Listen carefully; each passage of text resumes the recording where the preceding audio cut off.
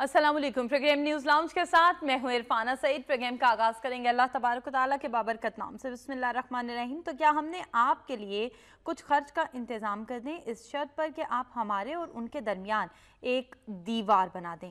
उसने जवाब दिया कि मेरे इख्तियार में मेरे परवरदिगार ने जो दे रखा है वही बेहतर है। तुम सिर्फ कुव्वत ताकत से मेरी मदद करो, मैं तुम्हारे और उनके दरमियान बंद बना देता हूँ। ये सूरह कहफ की आयत नंबर 94 था 95 थी, जिसका तर्जुमा मैंने आपके सामने पेश किया। बहुत सी आम खबरें हैं, शामिल करते हैं नवाए वक्त टुडे में।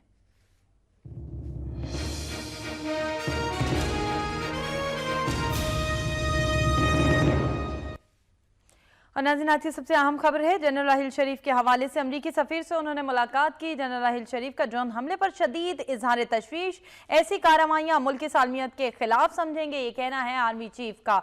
मुल्ला हैबतुल्लाह अफगान तालिबान के नए अमीर मुकर्रर, मुज़ाकिरात न करने का ऐलान। तालिबान हथियार डाल दें वरना उनका हशर अख्तर मंसूर जैसा होगा अफगान सदर। तमाम शहरियों के शनाख्ती कार्ड्स की दोबारा तस्दीक का फैसला।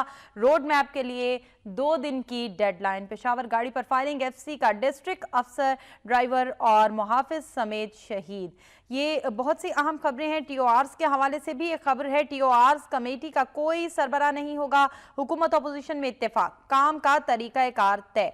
साथ ही साथ और बहुत सी आम खबरें हैं, उन्हें भी आज प्रोग्राम में गुफ्तगू का हिस्सा बनाएंगे। लेकिन एक खबर जो अमेरिका के हवाले से, इमदाद के हवाले से है, वो मैं ज़रूर शामिल करना चाहूँगी। दहशतगर्दी के खिलाफ जंग में मदद। अमेरिका ने पाकिस्तान के लिए $80 करोड़ का नया फंड कायम कर दिया। $30 करोड़ हक्कानी नेटवर्क के खिलाफ कार्रवाई से मशरूत कर दिए गए हैं। इसी हवाले से हम बात का आगाज़ करेंगे। मेरे साथ प्रोग्राम में शरीके गुफ्तगू मियाँ सैफुर रहमान साहब। मियाँ सैफुर रहमान साहब, आपको मैं खुशामदीद कहूँगी प्रोग्राम में, और गुफ्तगू का आगाज़ यहीं से करना चाहूँगी कि जनरल राहिल शरीफ ने मुज़म्मत की है इन ड्रोन हमलों की।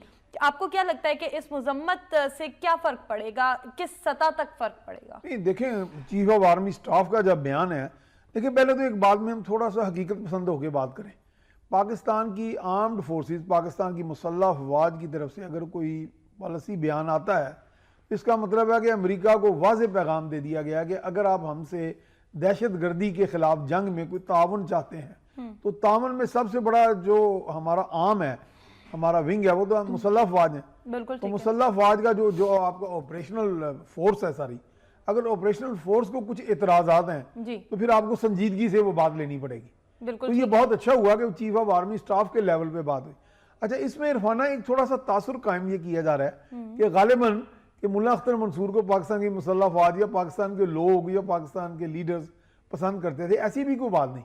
मसला ये पसंद ना पसंद का नहीं है, मसला ये पाकिस्तान की सालमियत का, हमारी फिजाई हदूद का, हमारी टेरिटरी का है कि हमारे एक फिजा के अंदर एक बैरूनी ताकत, एक बैरूनी फोर्स दर आए। सही है। और हम उसका अभी हम प्रोग्राम से पहले भी ये बात कर रहे थे, आपने सवाल किया, तो उसका ये हरगिज मतलब नहीं कि फिर हमारी सालमियत के क्या माने फिर। बिल्कुल ठीक। यानी कि फिर हमारी अफवाज क्यों है, हमारा पूरा एक एस्टेब्लिशमेंट है, एक पूरा सेटअप है, वो मुल्क के दिफा के लिए है।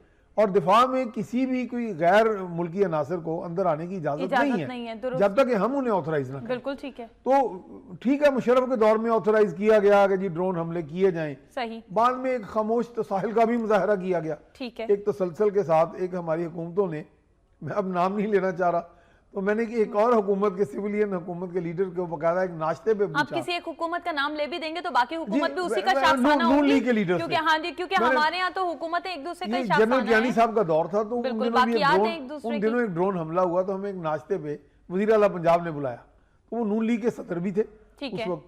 तो मैंने उन्हें कहा कि जनाब ये ड्रोन हमले हो रहे हैं, तो आप अभी आपका पॉलिसी बयान तो कुछ और है, अभी ड्रोन हमले जारी हैं, तो ये क्या फौज की या आपकी कंकरेंस, यानी आपकी रजामंदी या खामोश रजामंदी या आपके इल्म के या नोटिस के बगैर हो रहे हैं? तो कहने लगे कि नहीं, माजी में तो ऐसा होता है। तो मैंने कहा जो परसों हुआ है हमला, उसके बारे में क्या कहेंगे? तो वो खामोश हो गए। कहने का मकसद है कि एक ऐसा भी रहा कि एक तसलसल रहा, लेकिन खामोशी का मुजाहरा किया जाता रहा, मसलहत का मुजाहरा किया जाता रहा। लेकिन यह है कि इन चीज़ों पर हमें दो टोक एक पॉलिसी अपनानी पड़ेगी, और अमरीका या दीगर जितनी भी कुव्वतें, उन्हें बताना पड़ेगा कि ये हमारी फ़िज़ाई हदूद की जो खिलाफ वर्जी है, ये हमें कबूल नहीं। ठीक है, हमें तालिबान या वो फैक्शन जो मुज़ाकरा नहीं करना चाहते और मुल्क की रियासत को, जिन्होंने रिट को चैलेंज किया हुआ है, हमारे मासूम इंसानों को मार रहे हैं, निहत्ते लोगों को मार रहे हैं, वो हमारे लिए काबिल कबूल नहीं है। वो भी हमारी सालमियत के लिए खतरा है। ठीक है। وہ بھی ہماری حدود کی خلاف ورزی کر رہے ہیں، یعنی وہ بھی ہماری سوورنٹی کو اٹیک کر رہے ہیں. یعنی وہ جو لوگ ابھی ہم اس محاذ پہ لڑ رہے ہیں، پھر ہم اس محاذ پہ بھی لڑیں گے، ابھی ہم بری محاذ پہ لڑ رہے ہیں، پھر ہم فضائی محاذ پہ بھی لڑیں گے. بالکل یہ دیکھیں نا. اور پھر یہ ہے کہ جب ہم کامیابی سے، آپ خود اعتراف کرتے ہیں، امریکہ ہر آئے روز امریکہ کے صدر اوباما سے لے کے خارجہ امور کمیٹی کے چیئرمین جان مکین اور دیگر جتنے بھی ان کے سپوکس پرسن ایک ہوتے ہیں، جان کربی ہیں آج کل، وہ بھی ہر آئے روز آگے وائٹ ہاؤس میں آگے میڈیا کو کہتے ہیں کہ جی پاکستان نے بڑی قربانیاں دی ہیں، فرنٹ لائن سٹیٹ ہے. تو اس حوالے سے یہ ہے کہ انہیں یہ دیکھنا پڑے گا کہ پاکستان پہ اعتماد کریں. اور آپریشن ضرب عضب نے بڑی کامیابیاں حاصل کی ہیں. یقین کریں گے آپ بھی، چونکہ کبھی کبھار وزٹ کرتی رہتی ہیں ایز جرنلسٹ، میں بھی، ہم بھی جاتے رہتے ہیں اور بریفنگز بھی ہمیں ملتی ہیں آف دی ریکارڈ بھی. ہمیں جو معلومات آئی ہے اس میں وہ کامیابی حاصل کی گئی جو برطانیہ کی فوج اور اس وقت یہ 29-30 ملکوں کی اتحادی فوج نہیں حاصل کر سکی. وہ دشوار گزار گھاٹیاں، راستے، وہ وادیاں، تنگ وادیوں میں یہ گئے ہمارے جو سپاہی ہیں، اور انہوں نے جا کے جان کی قربانیاں بھی دی، جان ہتھیلی پہ رکھ کے جا کے اور مقابلہ کیا. اور وہ باقاعدہ بہت سے نو گو ایریاز جو تھے جہاں پہ قانون کی عملداری نہیں تھی، وہاں پہ پاکستان کی ریاست کی عملداری اور قانون کی عملداری قائم کی گئی ہے. اور انشاءاللہ یہ ایک بہت اچھی خبر ہے عوام کے لیے، وہ کہ عوام کو براہ راست ایک فلم کی صورت میں تو نہیں دکھایا گیا. بالکل ٹھیک ہے. کیا لوگ سمجھ رہے ہیں سوال کیا ہے؟ اندرونی طور پر حالات بہتر ہوئے ہیں، بہت بہتر ہوئے، بہت بہتر ہوئے. اور ایسی صورت میں اگر امریکہ بھی ڈرون کر رہا ہے، ادھر ہم بھی اپنا کام کر رہے ہیں، تو پھر یہ ایک یکجا ہو کے چلا جائے تو بہتر ہے. ٹھیک ہے، آپ یکجا ہونے کی بات کریں، امریکہ یہ چیز چاہتا نہیں ہے، اور تمام مقتدر حلقوں سے بھی اور تمام معتبر حلقوں سے بھی یہی آواز آتی ہے کہ امریکہ یہ نہیں چاہتا ہے کہ یکجا ہوا جائے اور پاکستان میں اسٹیبلٹی قائم ہو جائے. اب پاکستان میں چونکہ اسٹیبلٹی، اب امریکہ کو آپ کو لگتا ہے کہ اس کا یہ مطالبہ کہ جی آپ دہشت گردی کے خلاف جنگ جاری رکھیں اور جنگ کرتے رہیں اور پاکستان اس میں کامیابیاں حاصل کر رہا ہے، تو وہ کہیں نہ کہیں کسی اور طریقے سے ڈی اسٹیبلائز کرنے کی کوشش کر رہے ہیں؟ دیکھیں، امریکہ نے بہت سے مطالبات اور ڈو مور کی وہ رٹ پھر لگانی شروع کر دیا کہ جی آپ کچھ اور کریں، مزید کریں. میں بھی امریکی سفارتکاروں کو ملتا رہتا ہوں، ان سے بھی ہم آف دی ریکارڈ باتیں کرتے ہیں. تو ان کے ایک تو دیکھیں، ایک تو عرفانہ ان کی سپر پاور ذہنیت ہے. ٹھیک ہے، یہ ہمیشہ ذہن میں رکھیں کہ آپ جب طالبان سے مذاکرات کریں، جب وہ دیکھیں نا، وہ سپر پاور ذہنیت سے ڈیل کرنا ایک اچھا خاصا مشکل کام ہے. لیکن میں یہ سمجھتا ہوں کہ پاکستان یا ان کے سامنے اپنی اینٹیٹی کو منوانا ایک کام ہے، اور پاکستان کی قیادت قابل ستائش ہے، موجودہ بھی اور ماضی کی بھی، کہ وہ بہت حد تک ان سے لڑتی، مزاحمت بھی کرتی رہی. اب دیکھیں نا، اب ملا اختر منصور کی ہلاکت پہ افغانستان کا کیا موقف آیا؟ افغانستان میں تو خوشیاں منائی گئیں، مٹھائی بانٹی کی، اور ملا اشرف غنی نے کہا یہ بہت بڑی کامیابی ہے. بالکل ٹھیک جو ملا اشرف غنی کہہ رہا ہوں، اشرف غنی جو وہ ملا چکے بہت سے افغانستان کے لوگوں کے نام کے ساتھ لگ جاتے ہیں. افغانستان جہاں نام آیا وہاں ملا منہ سے نکلتا ہے. تو وہ اشرف غنی صاحب نے، صدر افغانستان نے باقاعدہ اس کو خوش آمدید کہا ہے کہ یہ بڑی اچھی خبر ہے اور بڑی خوش آئند ہے، یہ امن کو بڑھوتری دے گی. اچھا، اس طرح یہاں پہ جو ایک تھوڑا سا چیزیں گڑمٹ ہوئی ہیں کہ اب ہو یہ رہا ہے کہ 2016 میں، یعنی سال رواں میں، اتحادی سپورٹ فنڈ جو تھا، کوalition سپورٹ فنڈ، وہ اپنے خاتمے کو جا رہا ہے. یعنی اس کے بعد انہوں نے جھوٹا موٹا ایک تسلی کے لیے، طفل تسلی کے لیے پاکستان کی ایک فنڈ اور قائم کر دیا کہ جی ہم ری ایمبرس کریں گے آپ کے اخراجات. اب کوalition سپورٹ فنڈ میں تو پاکستان کو $3 ارب مل چکے ہیں. اچھا، یہ حالانکہ اس کا عشر شیر بھی نہیں ہے، یہ اونٹ کے منہ میں زیرہ دینے کے مطابق، جو پاکستان نے پتہ نہیں سینکڑوں ارب ڈالر کے قریب جو نقصانات ہوئے، جس کے وہ صرف $3 ارب ملا، اور وہ بھی ترسا کے دیا گیا. بالکل ٹھیک. کبھی کانگریس میں رکاوٹ آ جاتی تھی، کبھی کوئی آ جاتی تھی. ابھی بھی وہ جو امداد کی خبر میں نے پڑھی ہے، اگر آپ کہیں تو میں بالکل شامل کروں. اب دیکھیں اس کے ساتھ، ہاں جی، امریکہ نے پاکستان کے لیے $80 کروڑ کا نیا فنڈ قائم کیا، $30 کروڑ حقانی نیٹ ورک کے خلاف کارروائی سے مشروط کیے. اور حقانی نیٹ ورک کے خلاف جب کارروائی میں ہمیں کامیابیاں ملنے لگیں گی یا تقریباً کامیابی کے قریب ہوں گے ہم، تو کوئی نہ کوئی ایک نئی پلاننگ، ایک نئی پالیسی، ایک نئی گیم کر دی جائے گی. دنوں جو خبریں آئیں، ٹویٹس بھی آپ نے پڑھے ہوں گے DGISPR کے. اس وقت پاکستان کا جو آپریشن ضرب عضب ہوا جو پچھلے دنوں، اور ابھی تقریباً تھوڑا سا جاری ہے، وہ اکراس دی بورڈ تھا. اس میں کسی کا بھی لحاظ نہیں کیا گیا.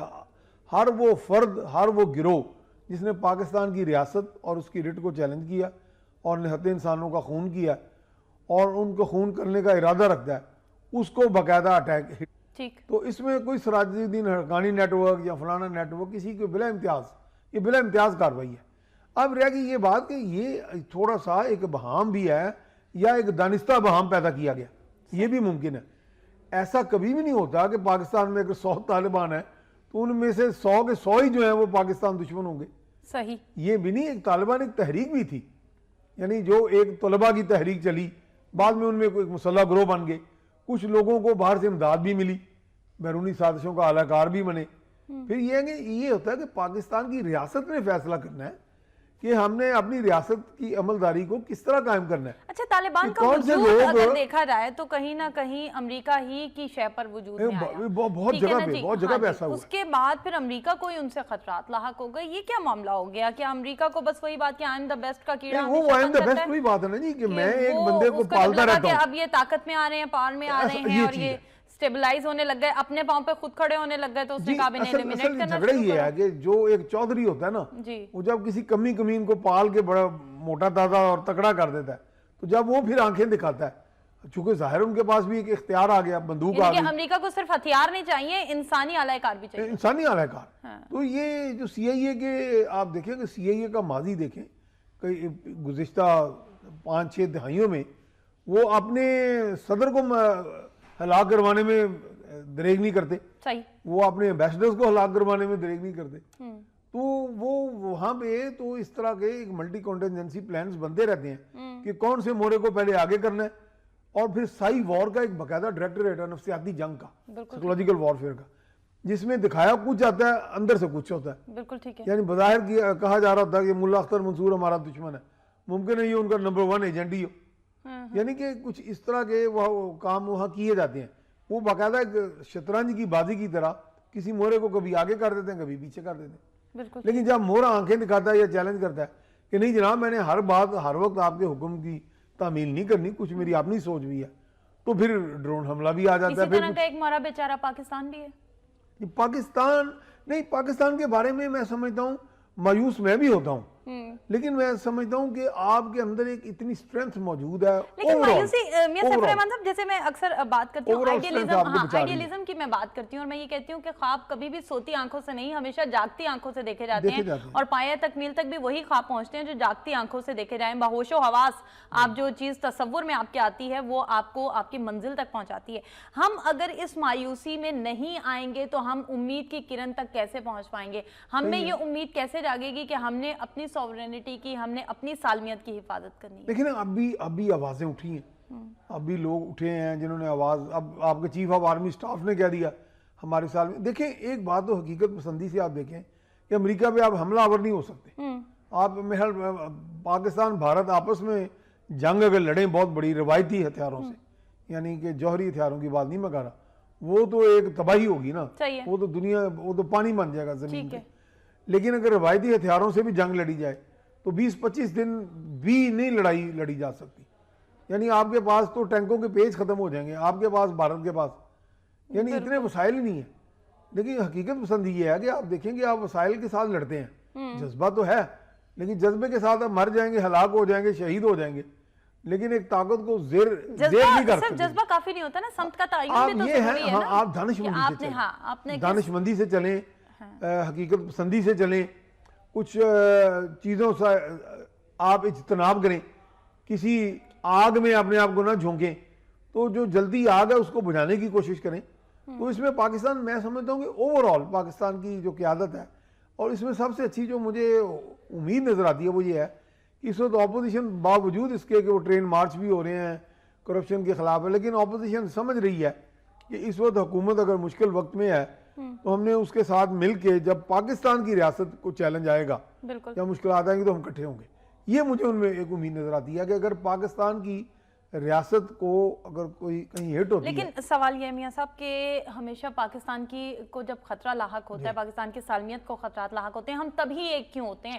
ہم پہلے سے ایسا سوچ کے کیوں نہیں چلتے ہیں کہ اس ملک کو ہمیشہ ہمیں ایسا رکھنا ہے کہ کوئی اس کی طرف میلی آنکھ نہ اٹھائے؟ نہیں، یہ ہمارا جو کمپوزیشن آف سوسائٹی ہے، دیکھیں یہ اس کے اندر ایک ٹرائبلزم جو ہے نا جی، اس نے بہت نقصان پہنچایا ہے۔ صحیح، میں سمجھتا ہوں کہ حالانکہ میں ٹرائبل سوسائٹی کو بہت پسند کرتا تھا، میں جاتا تھا وہاں، لیکن انہوں نے ہوا یہ کہ ان کا ٹوپک زما قانون، بندوق میرا قانون ہے، ٹھیک ہے، یہ ان کی ایک روایت رہی۔ ہم وہاں جاتے تھے درآدم خیل میں یا بہت سی جگہوں میں، تو ان کا ایک ہی فخر ہوتا تھا کہ یہ جو سڑک ہے یہ آپ کی ہے، یہ سڑک سے 1 इंच ادھر اور 1 ادھر ہمارا قانون ہے اور ہم آپ کے قانون کو نہیں مانتے. اور وہاں پہ جرائم اور گناہ کے درمیان ایک تفریق کی گئی ہے. وہ بہت سے لوگ وہاں سمگلنگ کر کے اور ناجائز اسلحہ فروخت کر کے ناجائز منشیات فروخت کر کے وہ سمجھتے ہیں یہ گناہ نہیں ہے.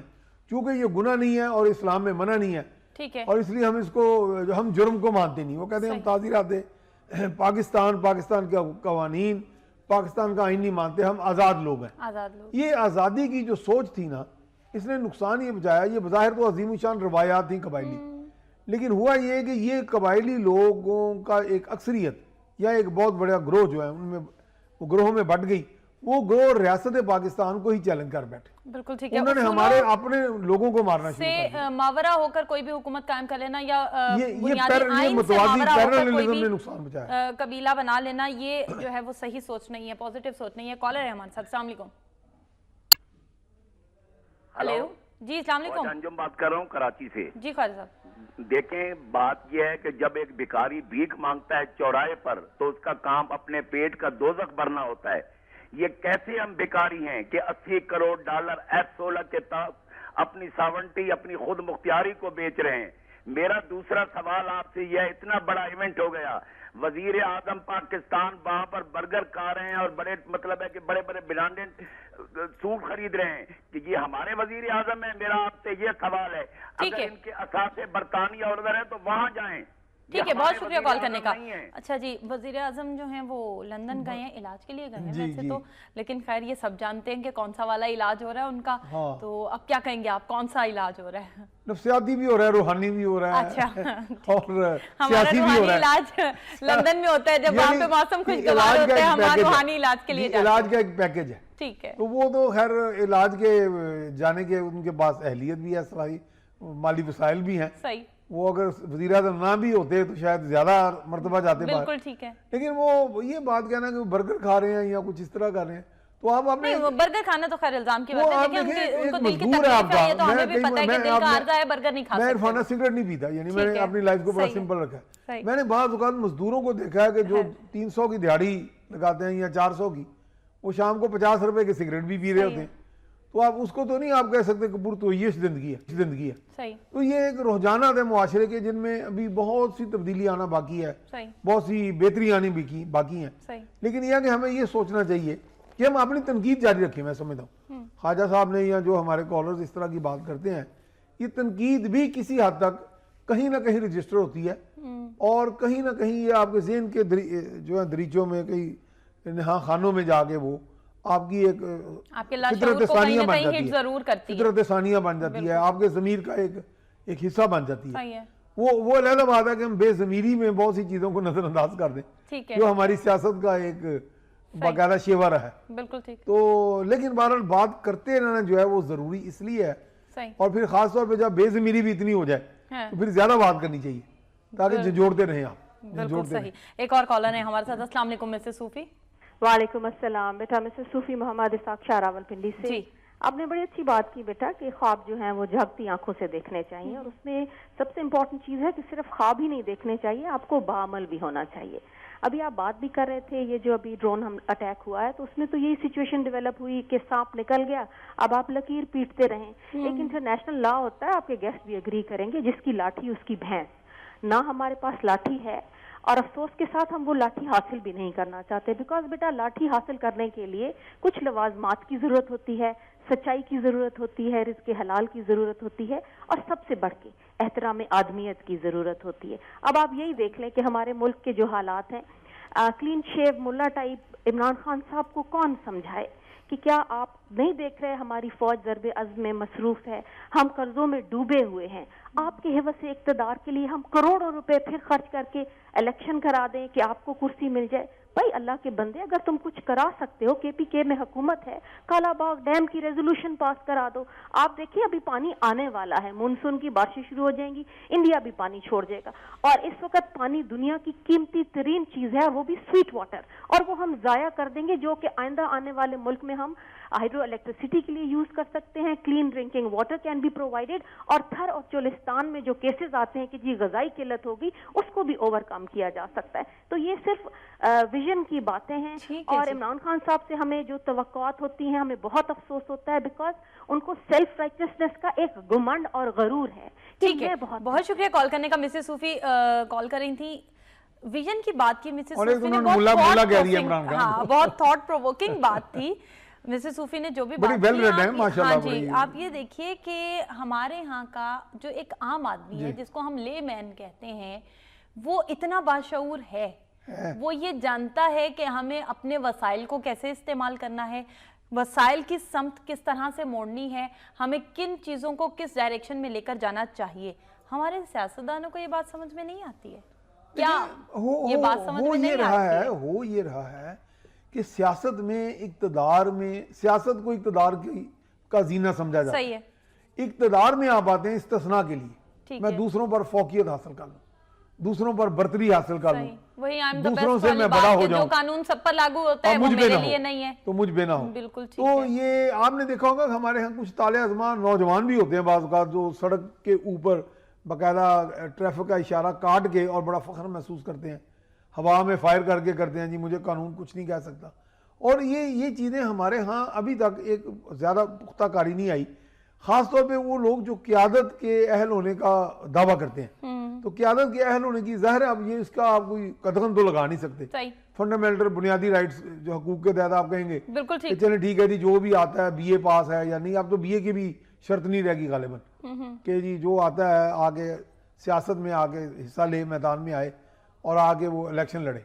लेकिन उसके लिए भी आप देखें ना कि बड़े बड़े पैसे वाले सरमाया वाले लोग वो बरादरियाँ खरीद लेते हैं, वोट खरीद लेते हैं, शनाख्ती कार्ड लेके रख लेते हैं, और वहाँ पे भी वही एक चल रही होती है वो सारी की सारी जो पुरानी वो नेटवर्किंग है उसी तरह की।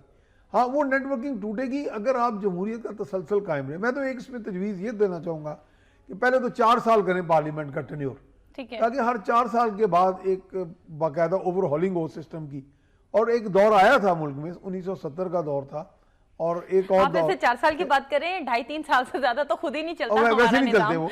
लेकिन यह कि चले 4 साल में ये होगा कि वो तालिस्मा कुव्वतें भी सब्र कर लेंगी। ठीक है, चलो अब 4 साल तो 3 साल हो गए, अब चौथा आने लगे, 6 साल तक वो थोड़ा सब्र आ जाता है। सही। तो इसमें ये होगा कि ओवरहॉलिंग होती जाएगी सिस्टम की। तो ओवरहॉलिंग से कभी ना कभी कुछ ऐसे बेहतर छेड़े भी करप्शन ज्यादा बढ़नी जाएगी इसमें, इसलिए कि वो मुद्दत कम हो जाएगी और रफ्तार तेज हो जाएगी करप्शन की। करप्शन तो आप देखिए, करप्शन के लिए तो आपको बड़ा वॉचफुल होना पड़ेगा। ठीक है। करप्शन तो जो है जिसके पास इख्तियार है वो तो कम नहीं करता। ठीक है। लेकिन अगर आप इख्तियारात के साथ चेक्स एंड बैलेंसेस का सिस्टम रखें, वो बड़ा जरूरी है। मैं समझता हूँ इस वक्त जुडिशरी बहुत एक्टिव है, और इस वक्त आपका मीडिया बहुत एक्टिव है, सिविल सोसाइटी भी किसी हद तक वो कभी कभार कोई शोर गोगा कर लेती है। अच्छा, फिर आपका जो नैब है वो भी थोड़ा मुतहरक तो है किसी हद तक, उसको मजीद मौसर बनाने की भी ज़रूरत है।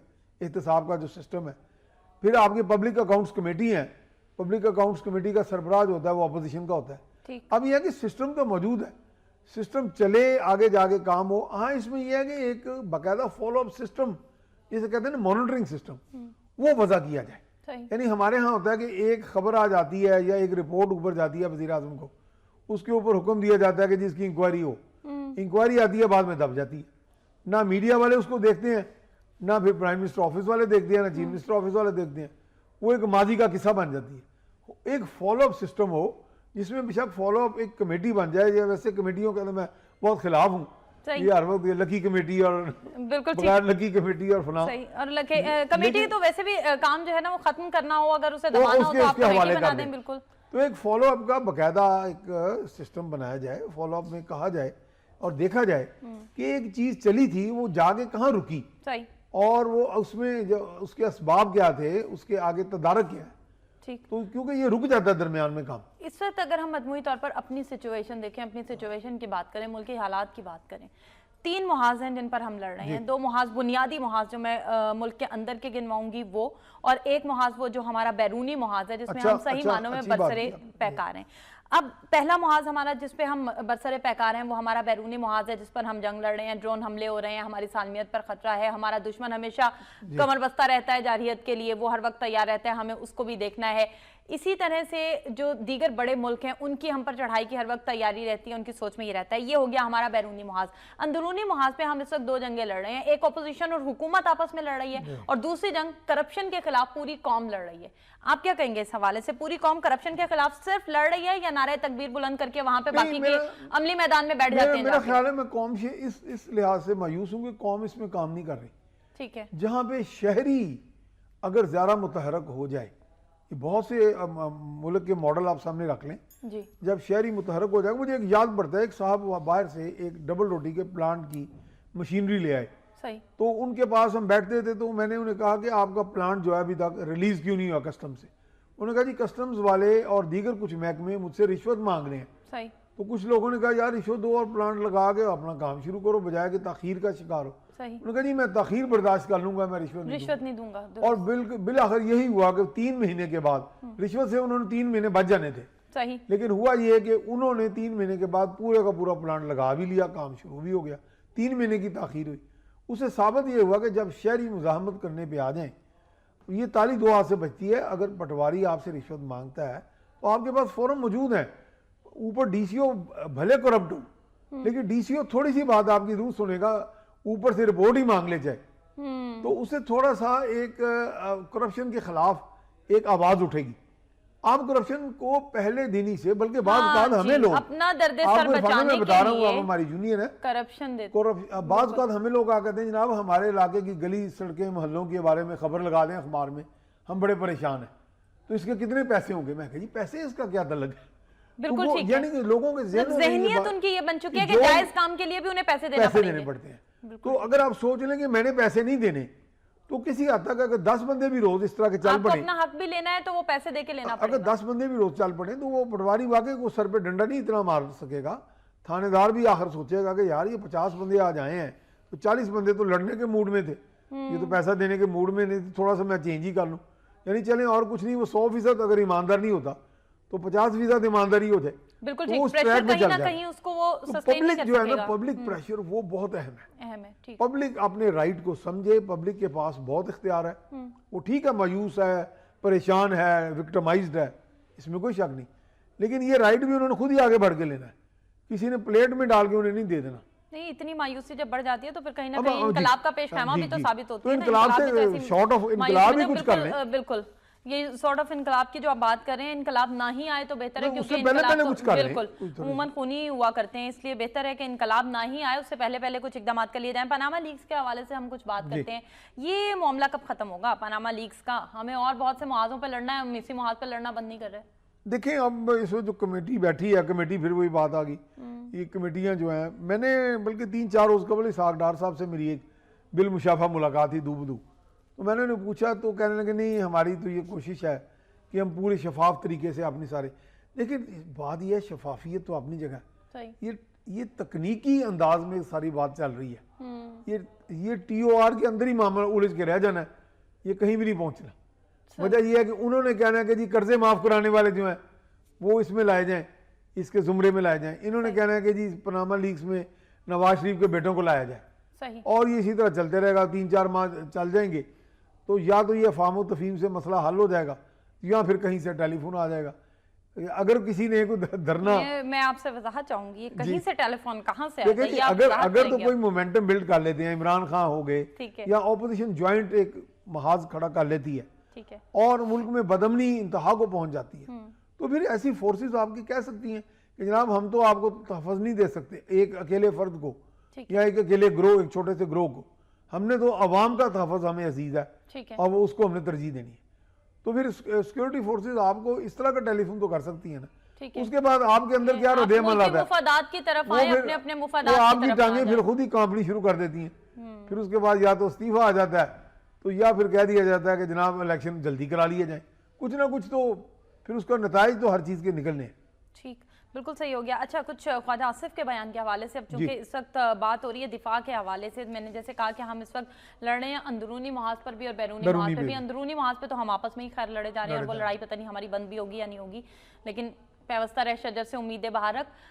کچھ آپ کو لگتا ہے کہ معاملات سیدھے ہوں گے سیاست کے لحاظ سے اگر آپ دیکھیں تو وہی بات جیسے آپ نے کہا کہ فون کال کے بغیر کچھ معاملات آپ کو لگتا ہے کہ میرا خیال ہے کہ اپوزیشن اس وقت کافی اگریسو ہے, بڑے جارحیت کے موڈ میں ہے, اور انہیں ہونا بھی چاہیے. میں سمجھتا ہوں کہ اپوزیشن کا کام ہی یہ ہے کہ نشاندہی کی جائے خرابیوں کی, اور اگر ملک کے سربراہ یا ایک بہت بڑی حکومت کے جو سربراہ ہیں عوام کا مینڈیٹ لے کے بیٹھے ہیں اور اگر ان کا ریکارڈ ہی کلین نہیں ہے تو پھر اپوزیشن کو حق ہے کہ شور مچانے کا. عوام کی نمائندہ اپوزیشن بھی عوام کی اتنی ہی نمائندہ ہے جتنی حکومت ہے. تو یہ ہے کہ ابھی تو وہ جارحیت کے موڈ میں ہیں, تو لیکن مجھے لگ رہا ہے at the end of the tunnel مجھے لگ رہا ہے کہ یہ بات معاملہ دب جائے گا. ٹھیک ہو گیا. اداروں کے کردار کے حوالے سے کیا کہیں گے؟ نیب کی کارروائیاں, ایف بی آر کی کارروائیاں, کیا کہتے ہیں آپ اس حوالے سے؟ دیکھیں جی, اداروں کو مضبوط ہونا پڑے گا. میں سمجھتا ہوں کہ ادارے جو ہیں وہ کم سے کم بالائے طاق رکھیں ان چیزوں کو, اثر و رسوخ کو, سیاسی اثر کو, سیاسی دباؤ کو,